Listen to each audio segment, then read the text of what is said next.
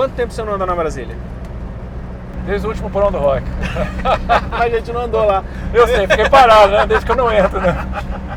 Mas eu acho que eu não entro numa Brasília faz uns 30 anos. Esteve em Brasília? Tive um TL. Meu primeiro carro foi um TL. TL que eu e meu irmão dividimos. Eu tinha 18, ele 17. Bernardo, exatamente. Pra quem não conhece Escola de Escândalo, cara, procurem Escola de Escândalo, é um clássico. Inclusive gravou de novo agora, né? Sem o Bernardo, mas gravou e achei legal, um resgate daquelas músicas daquela época. Escola de Escândalo era para ser a próxima grande banda de Brasília, né? Mas é anterior a uma galera, né? Anterior à plebe, não é? Era. Você tem que ver que naquela época, nos anos 80, Brasília era uma ilha no meio do nada. A gente estava isolado do resto do Brasil inteiro. Muita gente hoje não faz ideia de como era caro, difícil e longe viajar, né, cara? Isso até recente, até anos 90. Exatamente. Você não viajava, você vamos de promoção de passagem aérea. Não existia. Minha família era de Curitiba. Então a gente ia passar Natal em Curitiba e ia de carro ou de ônibus. Era 24 horas para chegar lá e putz, era um horror. Você nasceu lá? Nasci em Curitiba. Chegou aqui quantos anos? Cheguei aqui 70, acho que 10 anos, 9, 10 anos de idade. Meu pai veio para o UNB, primeiros professores aqui do UNB. Morei na Colina. Até hoje se pergunta para mim, Brasília, o que é minha Brasília? Colina. Penso Colina. A famosa turma da Colina. A turma da Colina, a gente conhece todo mundo que eu conheço até hoje tem alguma coisa a ver com Colina. E foi lá que você começou a se envolver com música? Foi lá que você pensou na plebe? A Colina era uma coisa extremamente musical. Porque o que acontecia? Ao contrário de hoje, que crianças e adolescentes ficam no WhatsApp, YouTube, se comunicando digitalmente, naquela época era real, era real time. Então todo mundo descia debaixo do bloco. Tocava interfone. Não era nem interfone. Não, era, ô Fê, desce aí, Fê! E na hora de subir eram as mães gritando, isso que era legal, final de noite, fulaninho, vem tomar banho, vem dormir. Mas como eu estava falando, de lá era muito musical. Então tinha o pessoal de uma banda chamada Chakras, que era com Toninho Maia, Davi no baixo. Eles ficavam tocando o tempo todo lá embaixo. Então ou era música ao vivo ou o pessoal trazia... toca-disco com 3 em 1 ali, 3 em 1 saindo com o fio de luz vindo lá de cima, e foi lá que comecei a ouvir o que ninguém ouvia naquela época: Jimi Hendrix, Emerson, Lake Palmer, Pink Floyd, todos esses progressivos todos. E daí eu e o Fê, que é hoje baterista do Capital Inicial, a gente era menorzinho, andava com esses caras maiores ouvindo música, tudo. E daí o Fê falou assim, pô, então eu vou tocar bateria. Daí eu não lembro quem falou, então eu vou tocar guitarra. Daí eu falei, e eu? Não, sobrou baixo, você é baixista, eu nem sabia que era porra que é baixo, é aquela guitarra de 4 cordas. É isso mesmo, eu falei, é isso aí, vou tocar baixo, que a gente já tem uma banda aqui, aquela banda imaginária, sabe?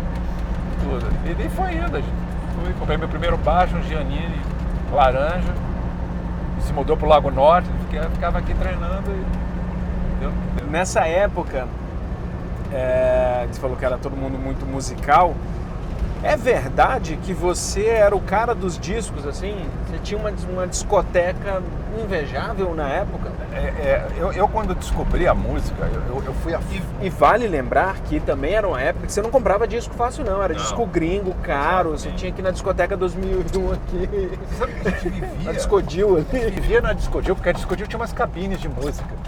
Então eu saía da aula, eu pegava um ônibus para rodoviária, ia para Discodil e ficava lá horas ouvindo música dentro da cabine de música. Vamos conhecer Deep Purple, ele ficava lá ouvindo, não sei o que, não sei o que. Cabine com carpetinho, assim? Com carpetinho, que lá que você ouvia para testar se você gostava. Eu não sei como é que o dono deixava, a gente ficava assim, uns 3 moleques lá dentro. Não, volta e meia um comprava alguma coisa. Daí, naquela época, quando a gente chegou em Brasília, a gente foi estudar na escola americana, porque estava entre safras do meu pai fazendo o doutorado dele. A gente já tinha morado uns anos lá e ia voltar para lá. E meu pai não queria que perdesse inglês. E os brasileiros naquela época tinham um desconto muito grande na escola americana. Porque hoje está impossível alguém, filho de professor, estudar lá, por exemplo. Mas, então, e lá eu conheci os caras que viajavam. Tipo, final de ano pro filho de embaixador, e era listão de música. Até para professor. Cara, me lembro que para professor que eu mal conhecia. Pô, você vai para os Estados Unidos, tem uma banda chamada Ramones, por favor, traz pra mim, traz. E o cara foi tão legal que ele trouxe o Ramones Rocket to Russia e trouxe Tough Darts, que era outra banda nova-iorquina punk da época. E, cara, aquilo, quando chegou aqui, foi... Pô, vamos ouvir o que é esse tal de punk e tudo. Cara, genial. E foi lá que você conheceu o Felipe. Exatamente. Eu era amigo do irmão mais velho do Felipe, o Alex. E ele tinha um irmãozinho que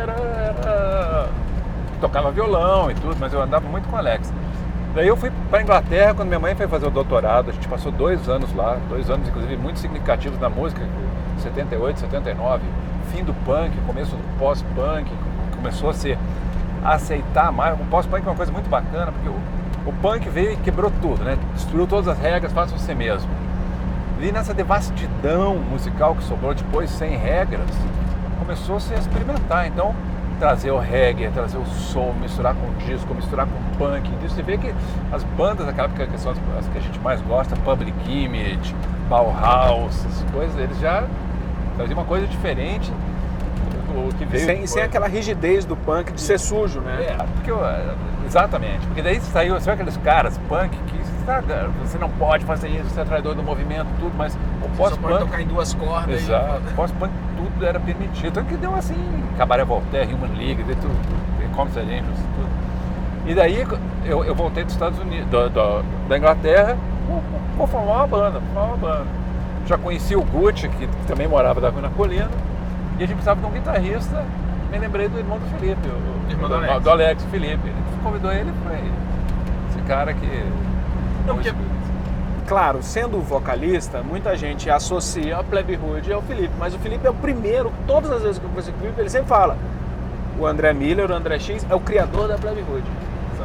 O nome é seu também? O nome é como o meu tio Marcos. Ele, quando a gente chegava em Curitiba, eu, meu irmão, meus primos, ele, putz, chegou a Plebe Hood. E daí ficou na minha cabeça, pô, que legal, eu nem sabia que era uma citação do repórter, é uma citação da Gal Costa, da Maria Bethânia, uma música da Maria Bethânia, e do Sérgio Porto, é isso? É um repórter que legal, cara, isso eu não sabia também.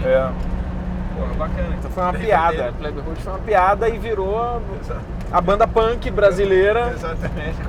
E gozado que eu não sei se você sabe qual era o outro nome, que estava entre Plebe Hood e... Você já viu o álcool Zulu?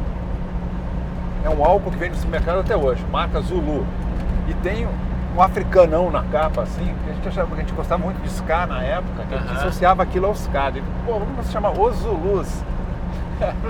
Melhor. Foi a escolha acertada, né? Que é Os Zulus. Fechando essa parte do início, você concordou ou discordou com a mudança do cello de lugar? Que ele não era a introdução da música. Não era, não. Não, eu achei excelente. Você gostou? Gostei muito. Pô, porque teve uma polêmica na época ali, que merda. O mais conservador de todos é o Felipe. O Felipe, quando põe, ele não tem... Eu sou já a pessoa que gosta de experimentar. Quando, por exemplo, não só o cello, quando o Herbert teve a ideia de, em seu jogo, trazer o naipe de metais, eu achei genial. Daí... Quem ia comandar o naipe é o Jorge Israel do Kid Abelha, que naquela... O Felipe, você tá doido, não sei o que, ele tem que até convencer. Mas eu achei genial, eu gosto. Ainda mais que eu aprendi uma coisa que hoje em dia ele seria sampleado, né? Você samplearia e você poria digitalmente ele na frente. Naquela época era em fita. E daí me fascinou muito também, porque eu ouvia grandes heróis meus, Cabaret Voltaire, Brian Eno, outros que ficavam cortando fitas e montando e tudo. Como é feito isso, né? Que eles gravam numa fita, você corta, gruda no começo e você monta fisicamente a coisa. E é Jacques Morelenbaum, né? E Jacques Morelenbaum, que gravou nossos 3 discos da Yamaha, ele participou dos 3 discos. Os 3 discos. Muito bom. Vindo mais pra frente, chegou no início dos anos 90, vocês conseguiram, que pra mim é um feito, eu acho que Detrito e Plebe Hood conseguiram tocar em programa dominical fazendo merda, assim, tipo, de coturno e fotos. Eu acho que isso é um puta feito. Mas a banda acabou. A banda acabou. E acabou brigando. A banda acabou. E isso nunca foi bem explicado. Não, sério, a Plebe realmente acabou, né? A gente foi definhando o álbum quando a gente saiu da gravadora grande. Houve aqueles famosos desentendimentos artísticos E o Jander saiu, foi saído numa banda, ele estava cada vez mais distante, inclusive morando distante da gente, né? Estava difícil de continuar. Deu Good, saiu, deu Felipe e eu. Não, mas peraí, antes de terminar.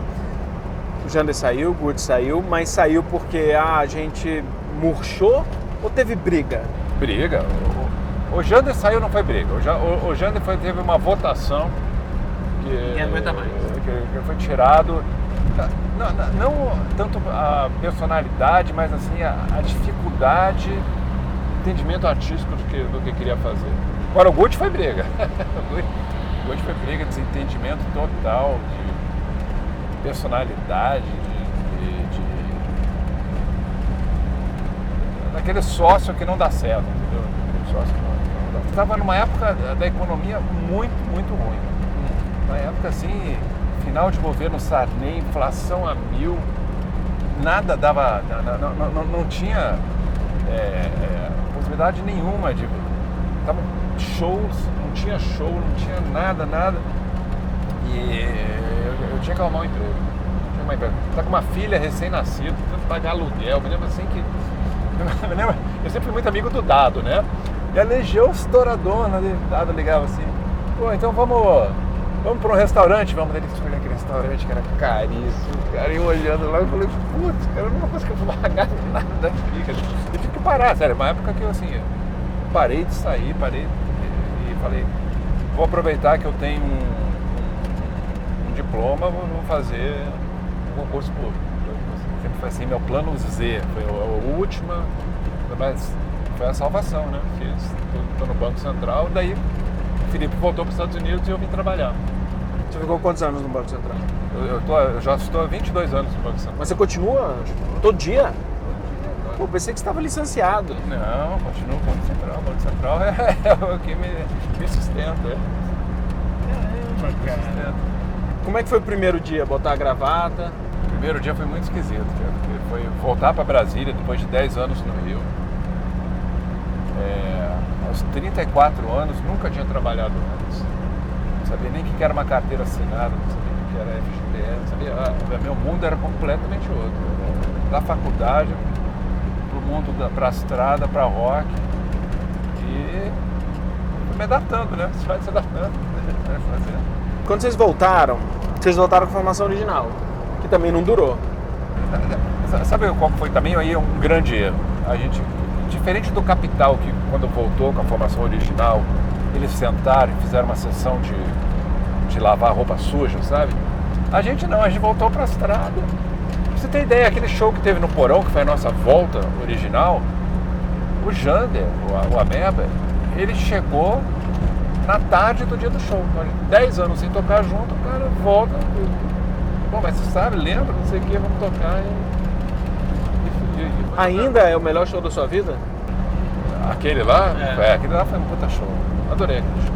Show assim, sabe, depois de também 10 anos trabalhando e voltar a ser música, voltar a tocar músico, contato com o público aquele dia foi muito, muito maneiro. Até o Fu, que depois foi no microfone, falei: foda-se, Plebe Rude. Falei: isso é cara, a gente consegue uma reação até desses caras reacionários assim, sabe? Furo DFC, né? Isso, Procurem DFC também, é muito bom. Muito bom. Bem, agora eu quero saber, o Felipe Seabra pediu para eu te perguntar sobre a história do Doritos. Doritos, tá.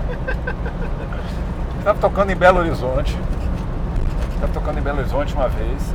E no hotel que a gente estava hospedado, foi o lançamento do Doritos, que a Elma Tiba estava lançando o Doritos no Brasil. Tomara que a Doritos patrocine esse programa também, do jeito que a gente está falando da marca. Tem que patrocinar, né? E eu era fanático por Doritos. E eu acabei entrando na convenção do Doritos e estavam distribuindo camiseta do Doritos, mas era só para quem trabalhava na Elma Chips, cara. E eu conheci um cara que era fã da Plebe e eu falei: cara, eu te arrumo uma camiseta da Plebe, mas você me arruma uma camiseta do Doritos. Daí foi uma troca lá. E essa camiseta, porque hoje em dia parece uma coisa banal, mas tem que lembrar que as marcas estavam começando a chegar no Brasil e eu usava todo pós-show essa camiseta Doritos. E teve e uma das primeiras bandas gringas que a gente admirava muito, que veio tocar no Brasil, foi Suzy and the Banshees. E eles vieram tocar e a Plebe foi convidada para abrir todos os shows no estado de São Paulo. Então a gente fez 2 shows no Ibirapuera com eles e um show em Santos. E esse show em Santos era a nossa casa. Assim, depois de Brasília, Santos era... A gente falava assim, sempre que a gente gravar um disco... Se um dia a gente gravar um disco ao vivo, tem que ser em Santos. A gente tocava naquele Clube Caiçara, lotava, tinha que tocar 2 vezes, porque não sei o que tinha com essa atração Plebe Santos. E a Suzy completamente ignorou a Plebe, o turnê toda, até tocar em Santos. Tocou Santos, a gente abriu. E quando a Suzy entrou, ninguém ficava Plebe. E ela, pô, mas... Eu sou atração. E no final eles concordaram em ir com a gente. E eu acabei tomando um porre com o baixista, com o Severino. A gente bebeu uma garrafa de conhaque. Eu fiquei muito doido. E tem umas fotos minhas pagando mó amigo, agarrando todo mundo e tudo com uma camisa Doritos. Era isso que o Felipe queria que eu falasse. E é verdade que você é fã do Lulu Santos? Não. O Felipe é mó fofoqueiro. Não, eu toquei uma vez em 92, o jornal O Globo fez uma grande promoção que era montar uma banda de rock com os melhores né? Então foi feita uma votação e não sei como é que foi, mas acabaram montando uma banda que era o Dado e o Lulu Santos na guitarra, o Barone na bateria e eu no baixo. E daí eu toquei com esse All-Star e daí eu acabei virando amigo do Lulu Santos, que é um cara legal, cara. E daí o Felipe, não sei se ele foi deixado de fora, ele ficou puto e me gosta até hoje. Tava com o Lulu Santos, cara, toquei com o Dado. Eu toco melhor a guitarra que ele, né? Ficou puto com isso. Você falou em abrir o show, ano passado vocês abriram, inclusive aqui em Brasília, o show da volta do Guns. Essa é outra história muito bacana, não só aqui em Brasília. Não, inclusive, por exemplo, fez o Brasil todo. Fez o Brasil todo, exatamente. E a convite deles. Do Guns, da produção gringa. Da produção gringa, a banda que vai abrir é a Plebe Hoje. E a gente não sabe de onde veio isso. E, obviamente, o que a gente acha? Que quando eles vieram da última vez, sem ser essa turnê, a gente abriu para eles em Brasília, eles gostaram, convidaram a gente para ir para São Paulo abrir. E a técnica sacou, né, que era bacana, eu acho que alguém assim falou. Está chegando ao fim, você está com a camisa Asa Norte até a morte, que eu adoro essa camisa. Você é asa nortista mesmo. Asa nortista sempre fui. Essa é a sua relação com Brasília, cara? Minha relação com Brasília é Asa Norte. A Asa Norte tem, quem é da Asa Norte tem um humor diferente. Tem uma visão de vida diferente. Obviamente estou generalizando e tudo, mas eu gosto muito da Asa Norte. A Asa Norte, se fosse São Paulo, seria Vila Madalena. Se fosse Rio de Janeiro, seria provavelmente Leblon, Baixo Leblon, naquele sentido lá. Mas a tua relação com a cidade, cara? Quando é que você percebeu que você era mais candango do que curitibano? A minha adaptação na colina, quando a gente chegou aqui e conheci logo em 2 semanas um exército de amigos, sabe? Desliguei na hora de Curitiba, na hora. Eu me lembro de passar férias em Curitiba e olhando, lembra que tinha uma moeda de 50 cruzeiros, não sei, 50 patacas, não sei o que era, que tinha um mapa de Brasília atrás. Eu olhava, pô, eu moro aqui, essa aqui é a minha casa. Cara, valeu demais, velho. Rock and roll pra nós.